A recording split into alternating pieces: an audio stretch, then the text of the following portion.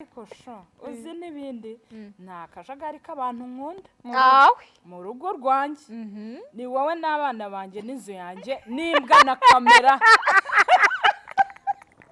umbabarire umbwire nk'uwo muntu ati wowe uzaba under control y'imbwa na kamera.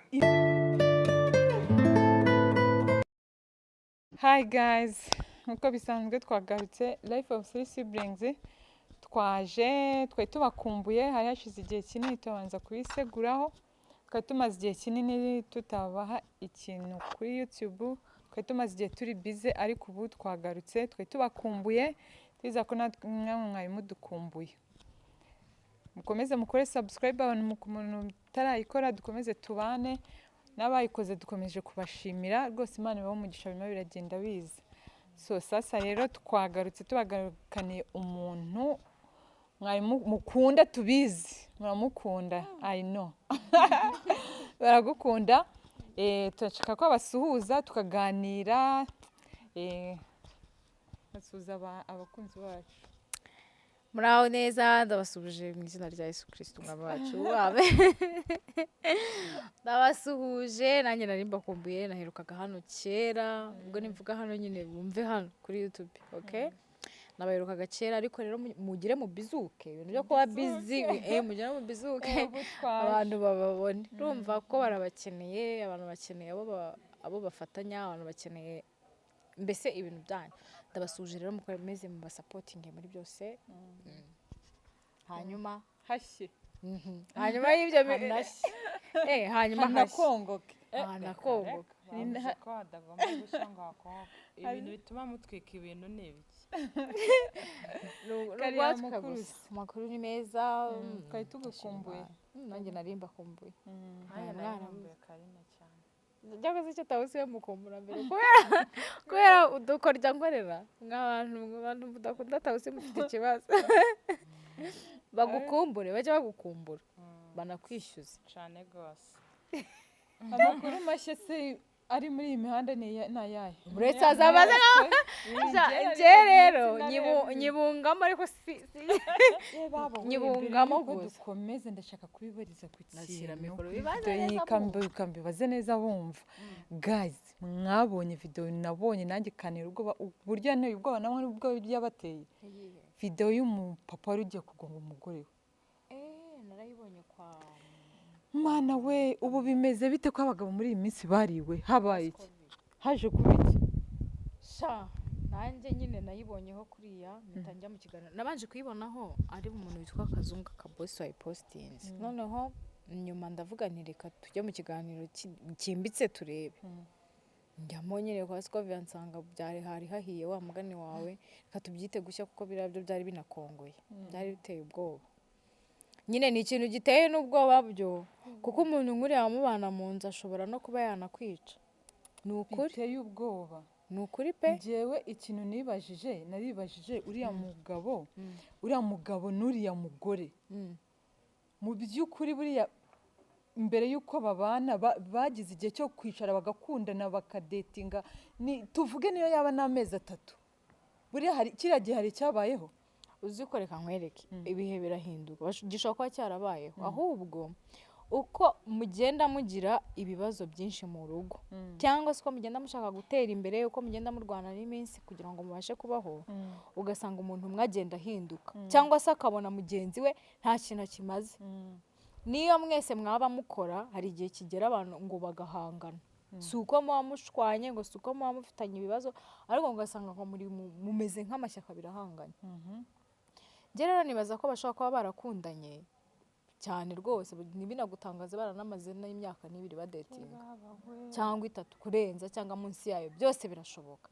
Buriya ntago umuntu rega n'ubundi ahanini baravuga ngo mumenyera muri fiançailles, ariko sometimes hari n'igihe guhinduka mu minsi nk'ingahe mukoze ubukwe kandi mwarayibayemo imyaka irenga 5. Hari abantu bazi kwihishira, akaba bizi neza ko kuva turi muri fiançailles hari utuntu ngendamo gake, ndi bugire gutamo gake, akemera akihishira kabisa.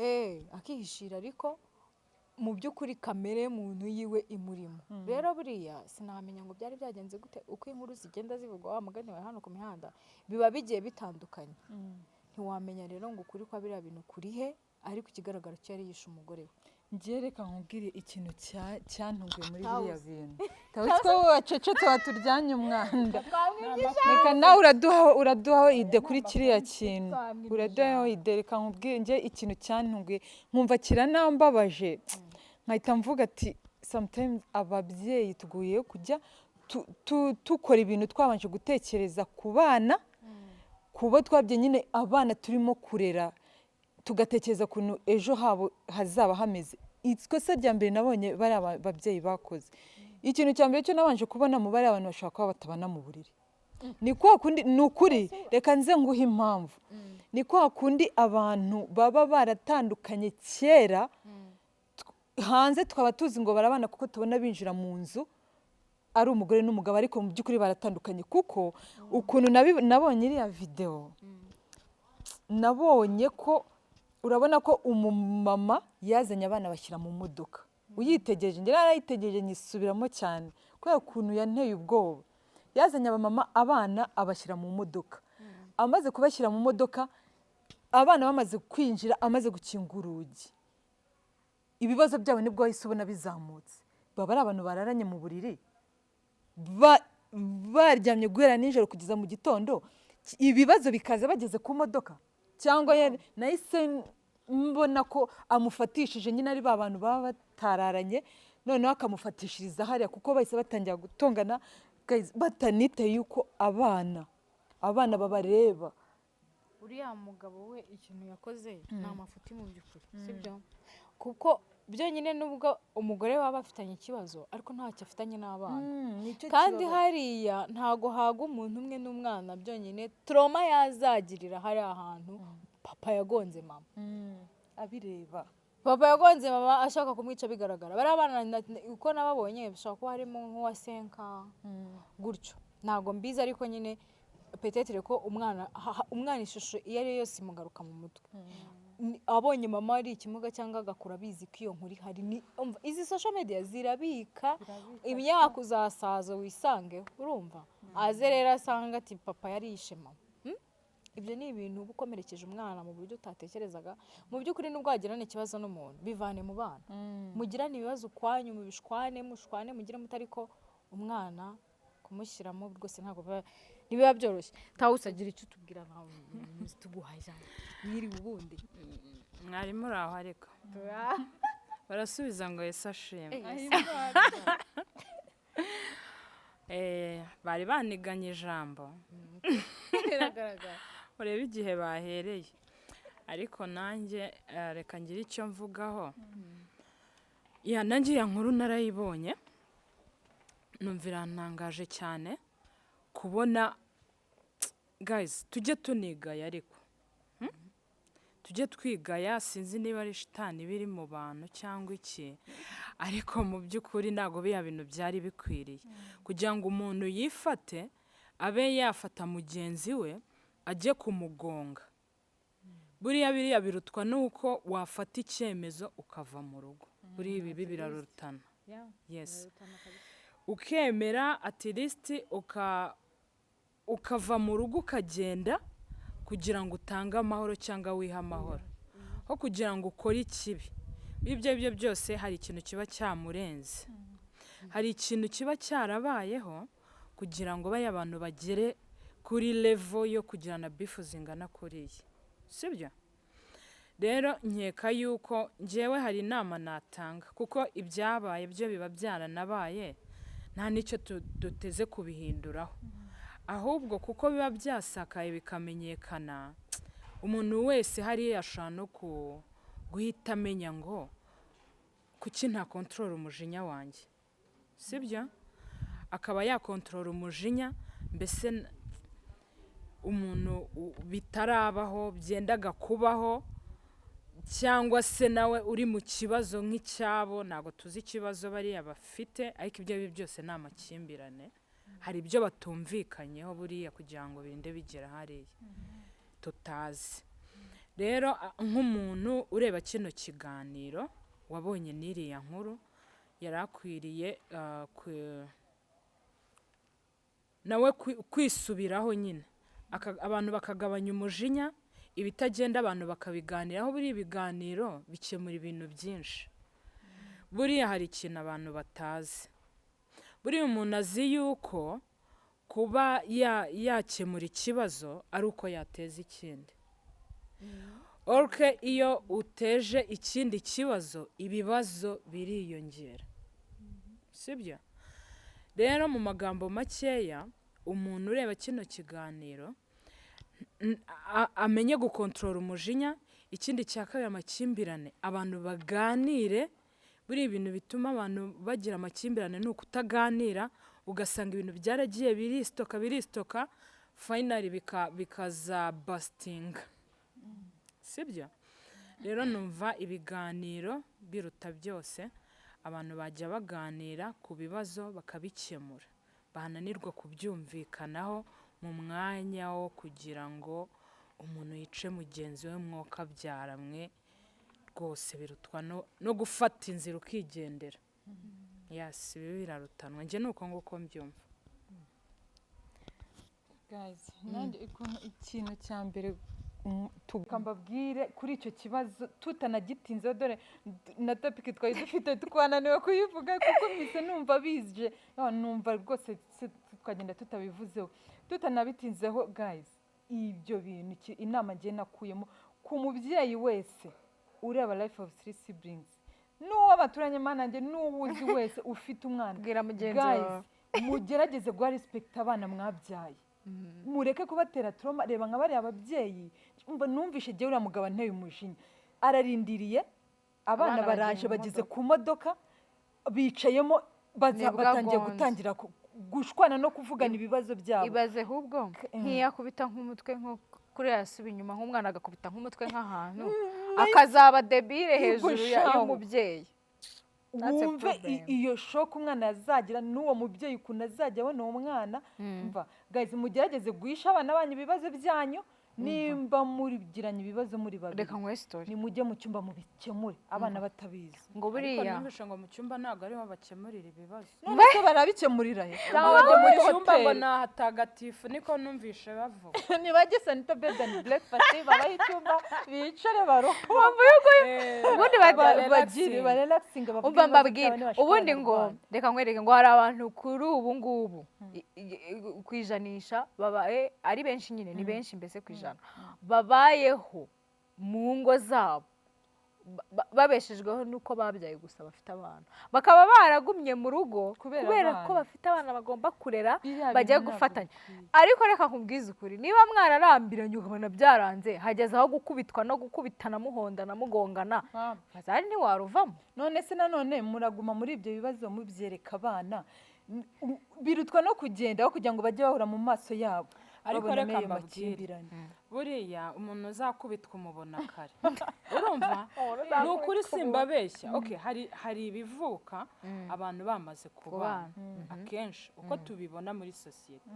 ariko buriya umuntu mutazashobokana umubona kare, akenshi umubona kare. usibye ko wenda ushobora kuba hari igihe kigera umuntu agahinduka. ese Karine ndi kukureba nkaseka, uraseka mu bibazo bikomeye. ntabwo ndi guseka ibibazo. urumva hari umuntu yari apfuye mana. urumva ni ibintu bibabaje cyane, ahubwo nta birababaje pe. njye ntabwo ari byo ndi guseka. urimo uraseka njyewe ndasekeje mbese. urumva guys, njye reka mbabwire ukuntu mbibona. buriya umuntu mutazabana neza umubona kare. urumva niba buri munsi utajya wumvikana n'umuntu, niba buri munsi umuntu ahora yagukoreye amadega, niba buri munsi umuntu ahora yakujujubije, nyine ubibona ko nta mahoro mugirana, ukanga ugapushinga, ukagenda ukavuga ngo nitubana ngo bizahinduka. uwo muntu udahindutse mutarabana, ndakurahiye do ntabwo azigera ahinduka. niba uzajya kubona ubone muri mu cyumba arakudiha, nimujya mu bana arakudiha. nta jambo ufite. hari umutipe wigeze gutera story, aravuga ngo umugore ngo ubundi ngo ntabwo ngo mukubita, ngo muragenda ngo mwagera mu cyumba ngo yaba yakoze amafuti, bavuga ngo bagira ngo ibifuti. ugahita umupyatura urushyi ibaze ngo kandi ngo bigahita birangira akosha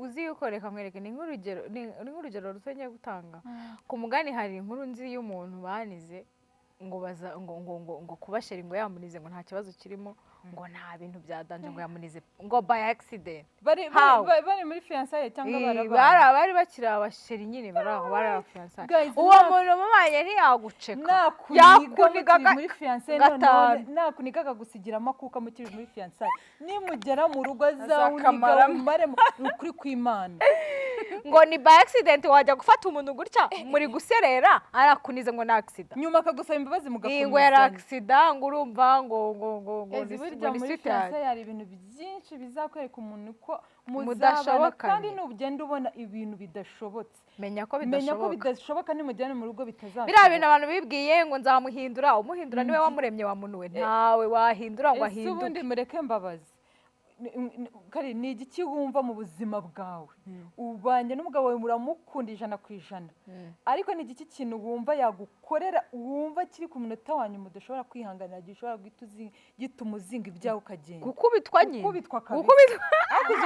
uzimo no gukubita nakweshe ntinyi inkoni ariko uzimo gukubitwa yako umuntu wamugara ukubitara buriya umuntu yaguca inyuma urumva ukabimenya ko ari ingeso yamunaniye ukavuga uti ni iby'abagabo ni ibiki bikarangira ariko nanone reka tutagira uwo dukomeretsa hari abantu bacibwa inyuma kandi biba bibabaje birababaza mu by'ukuri ariko nanone inshuti yanjye gukubitwa byo ni ibindi bintu gukubitwa byo ni ibindi bintu uziko tugikubitwa turi abana baguhaga akanya tukagenda amabuno yabyimye tekereza noneho kubiswe uri umuntu mukuru ikosa ritahindi inkoni mama byo byenyine yankubise urumva iyo nzitekereza nimba hari ikintu muri ngiye zitahinduye ntabwo umugabo ari we wazinkubita ngo gihinduke ntabwo bishoboka sha rwose ariko nibyo pe Kati hari akantu yigeze kuvuga urumva yaravuze ati umutipe ngiyewe ngo ankubita se yarambyaye ubona bahita mwereka ko mfite sentire noire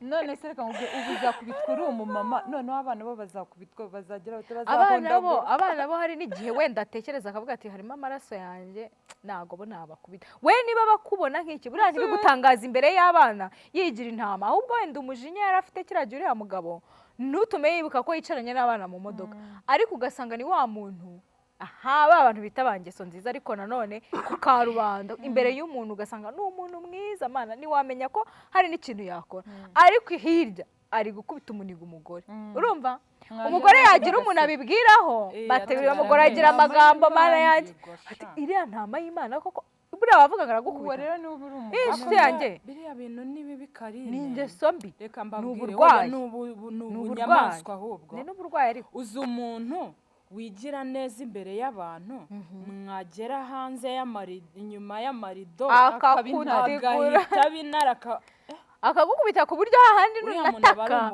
abantu bagira ngo uguye nko muri dushe nta kibazo kindi ugize gutabara kubera ukuntu bamuzi ingeso nziza iyo akose mana bari abantu ni ukuri kw'Imana nk'abantu especially nk'abantu baba nk'urubyiruko rutari rwubaka ni ukuri kw'Imana muri relationship zanyu mugomba kujya mushishoza buriya byari ibintu wabona ku muntu murimo muteretana ukahita umenya yuko n'aba basore bakunda kwiyemera turumva ngiye rero maze kubakisha etaje 5 hariya urumva ati imwe ni iyawe indi ni iwanyu indi ni kwa kanaka akavuga turumva ngiye rero ngiye ngushatse ubundi tubaramutse tubanye ibintu byahita biba mahwi wajya kureba ugasanga n'agaheje natahamo arakishyura nta nubwo base ari muri annex ziwe zo mu nzu iyi ari no madeni batere blague inkuru zibaye inkuru na storyzation na story urumva umukobwa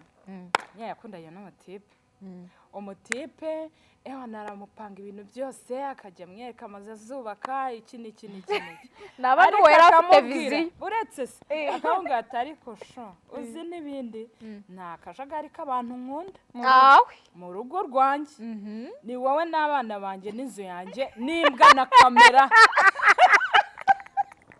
umbabarira umbwire nk'uwo muntu ati wowe uzaba under control y'imbwa na kamera sawa rero uwo umuntu kwifata ukamwitura uwo muntu ikintu aba atakweretse neza oya uwo nyine abashaka imbwa ni ubwo ngubwo azibanire n'imbwa ese ubwo urumva atakweretse ntacyo ubwo wisistinze rero reka njye muri urumva ngo tujye natwe tworohera abantu tujye tworohera abantu amafaranga yarabuze reka nshaka uyu kuko wenda we afite iki inshuti yanjye azakurisha iyo mbwa kubaho neza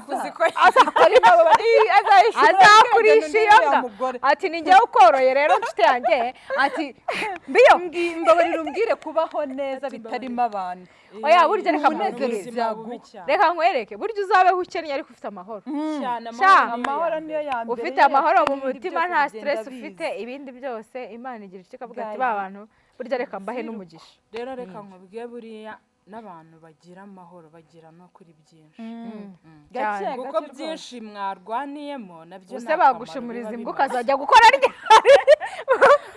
ibyo gutekereza kuri buce ku gipangu imbwa ikagufata mana wesha abantu bafite ubugome bwinshi n'ukuri yego situvuze ko hari n'abagabo hari n'abagabo bababaye mu ngo zabo abagore nabo birirwa babatikura tubona abagore nitwe tuzi kuvuga nitwe ibibazo nyine tuza tukicara tukabivuga ni nabyo tubona cyane abagabo ntabwo batinya kuvuga hariho n'abagabo bababaye ariko abagabo bazi ko bakora ibintu by'ubunyamaswa mu ngo zabo ni ukuri bihane ako kare nje nkwibarije ikibazo ubona ibi bintu bituruka kuki kugira ngo umuntu agire ubunyamaswa agire umutima mubi wo kuba yakubita mugenzi we yamukorera ubundi bugome se irindi hohoterwa uko ryaba rimeze kose ubona bituruka kuki ni umujinya of course biba byaturutse ku mujinya njye ni kamere muntu pe ntakubeshye ndumva nta handi hantu bituruka kuko niyo mwaba mufite ibibazo 1,500 urumva ntabwo gufata umuntu ngo umugongo umwice uri bubukemuye ikibazo ni umutima ni kamere mbi wowe ufite mufata abantu mubagonga muhakubita hari n'abagabo rega bakubitwa iminigo ariko akaba yagira isoni zo kuvuga ati njye rero barananiga kubera ko ishema ry'umugabo ubundi ngo ni ugushyira mu gaciro uretse gato umugabo ubundi ngo ashyira mu gaciro ngo arakubita ngo agomba ngo gukubita umugore ngo agashyira mu gaciro nk'ubu abagabo muri iyi si bahagurutse bakava bakaza ibibazo byabo nuko ntawe ugize kuvuga hagize uvuga wakumva ukuntu nabo bikomere byarabije ugasanga nk'umugore nyine noneho ni umukubita kuva ku mbere kugeza ku akamusuzuguza abana akamusuzumva nabyo bibaho cyane rwose ni ukuvuga ngo akarengane gacike gacike uretse ko wahindura imitima y'abantu se ntabwo wayihindura ariko njyewe inama nakigirira nk'abantu nk'urubyiruko iyo rubonye ibintu nk'ibi muri fiyanse yawe mu gihe urimo udetingana n'umuntu nimujya kubana genda uzi ko uwo muntu nimba umubonaho ubugome ubunyamaswa bukwereka bivemo niba wanga kubivamo ukagenda azakuniga wigume umenye ko ari wowe wizi azaba yicecekera ni ukuryuma uzahora mu ntambara uri muri fiyansaye n'umuntu muhora murwana munigana mushwana umbwiye ngo nimugera mu rugo noneho agufite 100% bizagenda bite azajya gushyira munsi y'igitanda nihagira umushyitsi uzakubwira ati mugore wanjye namubuze ariko nta n'uhari nzabivuga nako ku by'umuntu nyine agomba kureba ku muntu barimo gukundana mbere yo kubana ibyo bintu ngiyo ubibonye ku muntu wanamenya ko uwo muntu utazamushobora ni ibintu bijya nko mu 12 nabonye abashakashatsi baba barabikoze ubushakashatsi buriya bizamukorera ikindi kiganiro mbivuge hari umuntu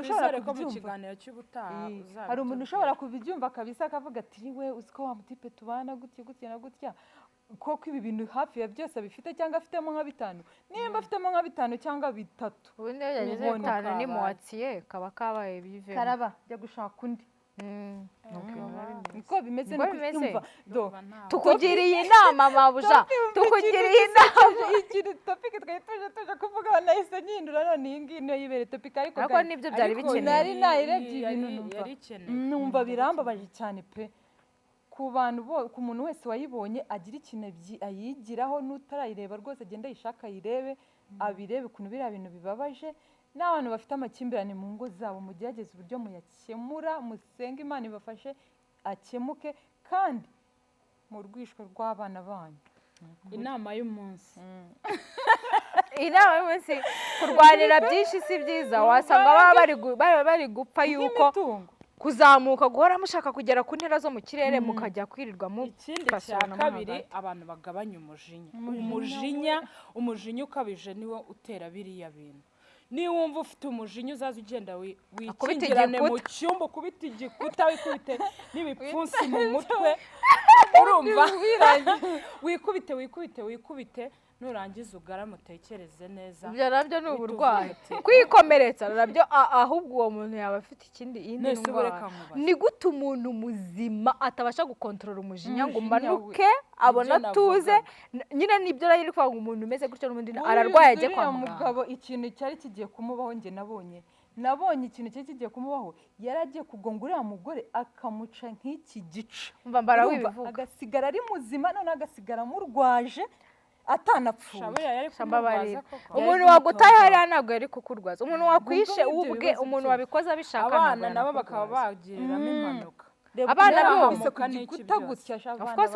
abana bari bicaye mu ntebe z'inyuma, abana bari kwangirika bikino gice cy'inyuma cyane ko abana buriya inyuma nta sentire bagira. Abenshi buri impinja nizo bakorera twa tuntu tw'udutebe twabo, ariko abantu bakuze nta sentire ziba ziri.